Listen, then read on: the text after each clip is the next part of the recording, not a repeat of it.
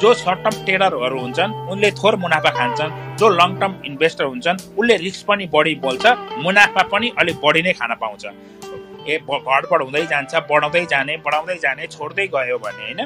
अब यस्तो बेला भनेको सेयर बेच्ने बेला नभएर यो किन्ने नै बेला हो। यो 20-50 अङ्क तलमाथि हुन्छ होला, यसमा मलाई गाली नगर्नु होला। तपाईको छोराछोरीलाई टिका लागेको पैसा, व्रतबन्ध गरेको पैसा, बर्थडे गरेर आएको पैसा छ भने उनीहरूको फर्दर स्टडीको लागि तपाईले स्टक मार्केट किन्ने यो सेल लागेको, कहिलेकाहीँ दशैं अगाडि विशाल बजार अगाडि सेल लाग्छ नि, कपडाका सेल, यस्तै सेल स्टक मार्केटमा लागेको छ।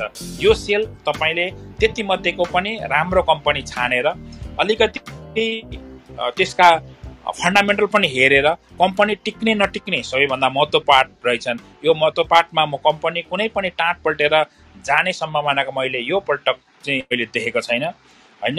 एउटा दुईटा नआउलान् भन्न त उनीहरूको संस्थाको सुशासन भएन भने त्यस्तो कम्पनी टाँट पल्टाउने नियामक निकायहरूले गरेको छन्, संस्थाको सुशासन छन् भने त्यस्ता कम्पनीलाई बचाएकै छ नेपालमा। किनभने कम्पनी बचाएर तपाईँलाई धनी बनाउने सरकारको पारा होइन, कम्पनी बचाउँदा सरकारको पनि बेनिफिट हुन्छ। आज नबिल ब्याङ्क बचायो भने वर्षको 4 अर्ब ट्याक्स तिर्छ नबिल ब्याङ्कले।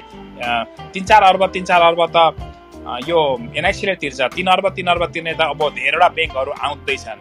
वर्षको 3 अर्ब रुपियाँ ट्याक्स दिने कम्पनीलाई उनीहरूले बचाउँछन्। यति कुरा तपाईँहरूले चाहिँ बुझ्नु पर्यो हैन।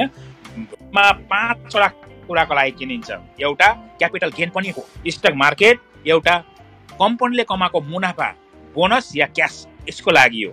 बोनस सेयर वा त्यसको मुनाफाको लागि स्टक मार्केटमा छिरिन्छ, अनि क्यापिटल गेनको लागि सेयर किनिन्छ, अनि सेयरको सञ्चालक बन्न डाइरेक्टर बन्नको लागि सेयर किनिन्छ। ओके, कहिलेकाहीँ साधारण सभामा म भाग लिन्छु, 20 किता मात्रै लिएर यो कम्पनीको भित्री कुरा के रहेछ भन्ने थाहा पाउँछु। तपाईँ 20 किता लिए पनि साधारण सभामा भाग लिन पाउनुहुन्छ हैन। वा उसले पाएको के रहेछ भने मजाले सोल्टे होटेलले कहिलेकाहीँ 100 किता भएका मान्छेलाई पनि मिठो खाना डिनर खुवाएर पठाउँछ, केही फरक परेन नि त। जति किता भए पनि त्यो 100 किता भनेको जम्मा 1000 को मात्रै पार भ्यालु किता हो।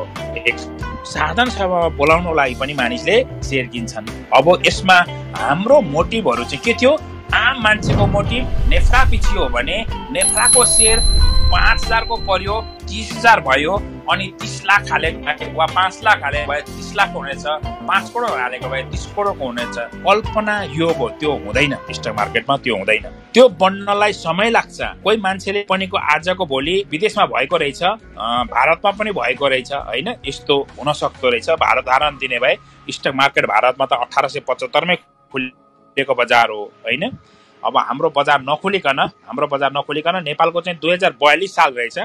2042 सालमा एउटा मानिसले चेन्नईमा त्यस बेलाको लगभग 3,45,000 2042 सालको 3,45,000 को सेयर किन्यो, अनि एक्सिडेन्ट पर्यो वा बिरामी भयो र उसको भुल्ने बिरामी भयो र ऊ चाहिँ बिरामी भएर छोड्यो। अनि त्यसले सेयर किनेकै बिर्स्यो, 3,45,000 को सेयर किनेको छोडै गयो 42 वर्ष। तर उसको पछि याद आउँदै गयो र मैले भने मैले त सेयर किनेको थिएँ त्यहाँ भन्नु, मान्छे बुढौली भयो।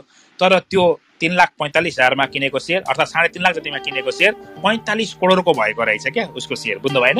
यो कान्तिपुरमा पनि न्युज आएको पढ्नु भयो भने मतलब लामो अवधिमा उसको 3.45 को भयो भने अर्को।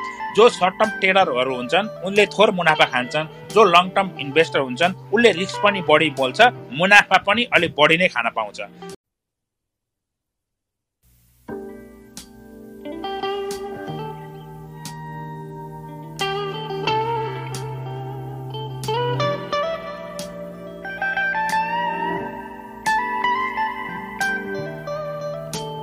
जो